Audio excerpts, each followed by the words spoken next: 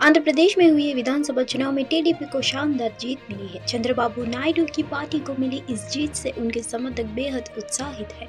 नायडू जहां भी पहुंच रहे हैं, उन्हें देखने के लिए लोगों की भीड़ उमड़ रही है।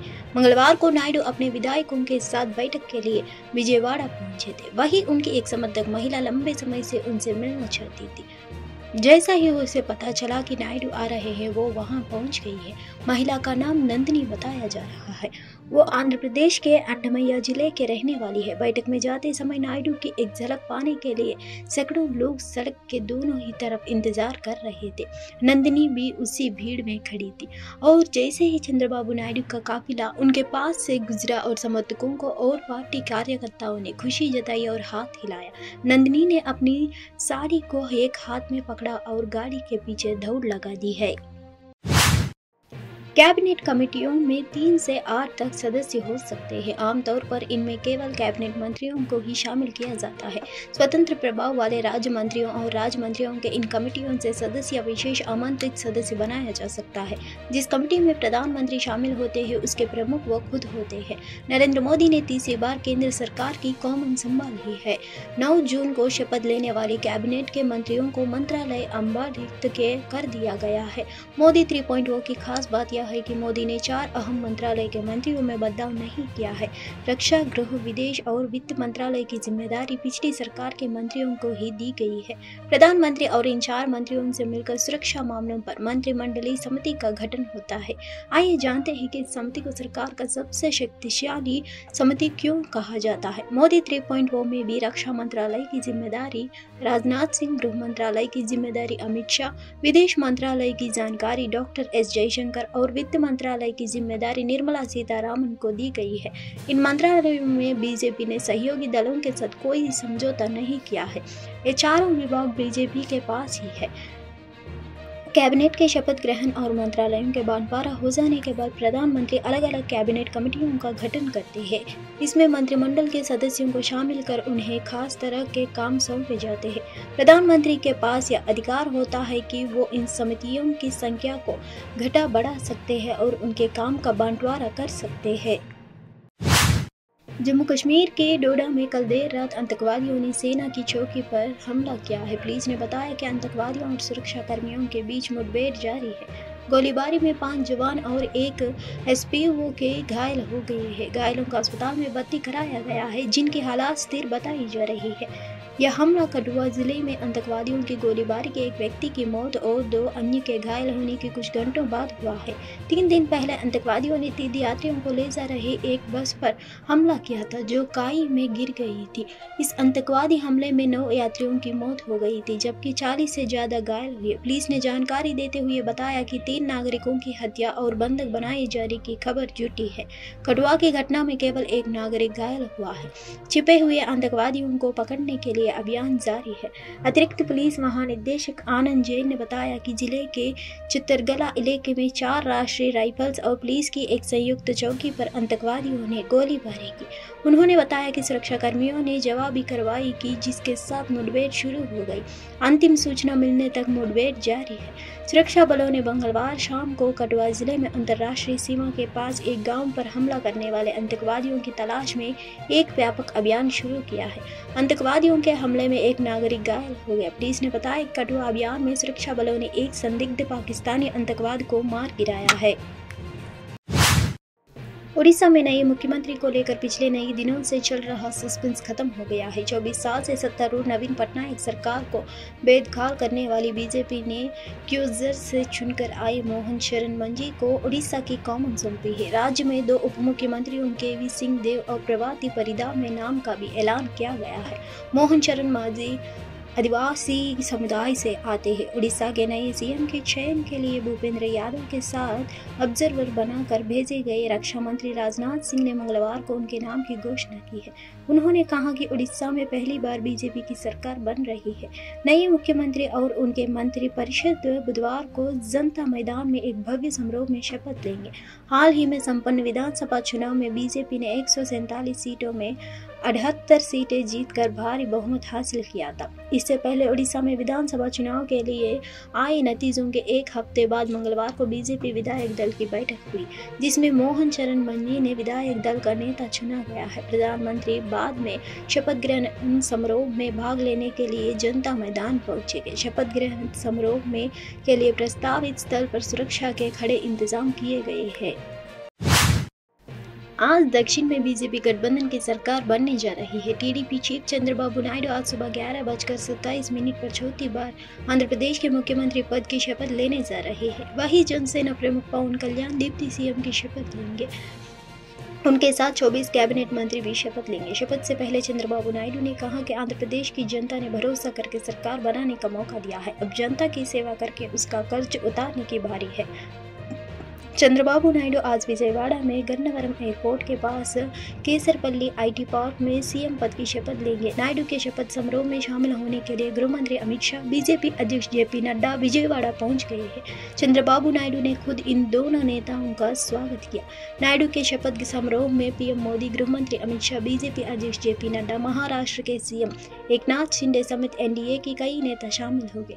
नायडू के शपथ समारोह में उन 112 लोगों का भी खास तौर पर लाया गया है, जिन्हें जगन मोहन रेड्डी के शासनकाल में टारगेट किया गया था। टीडीपी के समर्थकों और उनके परिवार के लोगों को शपथ ग्रहण समारोह में खास निमंत्रण दिया गया है।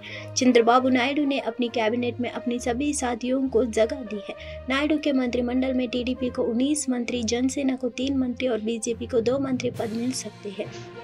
नायडू कैबिनेट में टीडीपी महासचिव और नायडू के बेटे नारा लोकेश को भी मंत्री बनाया जा सकता है। इसके अलावा टीडीपी के कोटे से Atchen Naidu, N Chinarajappa, Ayyanna Patrudu, G Srinivas Rao, Paritala Sunitha, Kollu Ravindra, Prathipati Pullarao, Kala Venkatarao, committee Y Ramakrishnudu, P Satyanarayana, K Srinivasulu, N आनंद बाबू और बी अखिला प्रिया रेड्डी को मंत्री बनाया जा सकता है। अमेरिका में राष्ट्रपति चुनाव से पहले जो बाइडेन को बड़ा झटका लगा है। जो बाइडेन को बेटे हंटर बाइडेन की करतूत से चुनाव में नुकसान उठाना पड़ सकता है। दरअसल अमेरिका का राष्ट्रपति जो बाइडेन ने बेटे हंटर बाइडेन को 2018 में रिवॉल्वर की खरीद से संबंधित सभी 3 आरोपों में मंगलवार को दोषी ठहराया गया है। मामले में न्यायाधीश ने सजा सुनाने की तारीख का ऐलान नहीं किया है। हंटर ने नहीं दी प्रतिक्रिया। अभियोजकों को दलील दी कि राष्ट्रपति के बेटे ने बंदूक खरीदा है। अनिवार्य फॉर्म में झूठ बोला कि वह अवैध रूप से नशीले पदार्थ का सेवन नहीं करते हैं या नशों के आदी नहीं है। दोनों पक्षों की दलीलों के बाद जब फैसला सुनाया गया तो हंटर बाइडेन सामने देखते रहे और उन्होंने कई प्रतिक्रिया नहीं दी। फैसले के बाद उन्होंने अपने दोनों वकीलों के गले लगाया और मुस्कुराए हैं। हंटर बाइडेन का लिखित बयान। एक लिखित बयान में हंटर बाइडेन ने कहा कि वह फैसले से निराशा है, लेकिन परिवार और दोस्तों के समर्थन के लिए आभारी है। हंटर के वकील ने कहा कि वह उपलब्ध सभी कानूनी विकल्पों का सहारा लेंगे। राष्ट्रपति जो बाइडेन की पत्नी जिल बाइडेन अदालत की तरफ से फैसला सुनाई जाने के कुछ ही मिनट बाद अदालत पहुंची। हंटर बाइडेन अपनी मां और पत्नी का हाथ थामे अदालत कक्ष से बाहर निकाले। उन्होंने पत्रकारों से बात नहीं की। अदालत के फैसले की घोषणा के बाद राष्ट्रपति बाइडेन ने कहा कि वह मामले के नतीजों को स्वीकार करते हैं और न्यायिक प्रक्रिया का सम्मान करते हैं। पहाड़ी राज्यों के मैदानी इलाकों में प्रचंड गर्मी पड़ रही है। जम्मू कश्मीर के कठुआ में पारा 48.1 डिग्री सेल्सियस पर पहुंच गया है, जो अब तक सर्वाधिक तापमान है। जम्मू में भी अधिकतम तापमान 43 डिग्री दर्ज किया गया है।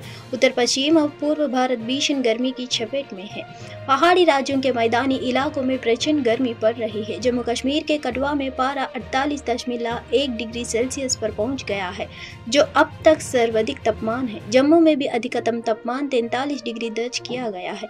बिहार के कई इलाके लू की चपेट में है और मौसम विभाग ने रेड अलर्ट जारी किया है। भारत मौसम विज्ञान विभाग के अनुसार बीते 24 घंटे के दौरान पश्चिम बंगाल के गंगा किनारे वाले क्षेत्रों, बिहार, झारखंड, यूपी, दिल्ली, पंजाब, हरियाणा व उड़ीसा के अलग अलग क्षेत्रों में लू की स्थिति बनी हुई है। बिहार के दक्षिण पश्चिम, दक्षिण मध्य और उत्तर पश्चिम क्षेत्र के जिलों के लिए लू को लेकर रेड अलर्ट जारी किया गया है। इस दौरान राजस्थान और पंजाब समेत उत्तर भारत के कई हिस्सों में अधिकतम तापमान 42.45 डिग्री दर्ज किया गया है। सबसे अधिक तापमान यूपी के प्रयागराज में 46.3 डिग्री सेल्सियस रहा है। दिल्ली में पारा 43 डिग्री पर पहुंच गया है।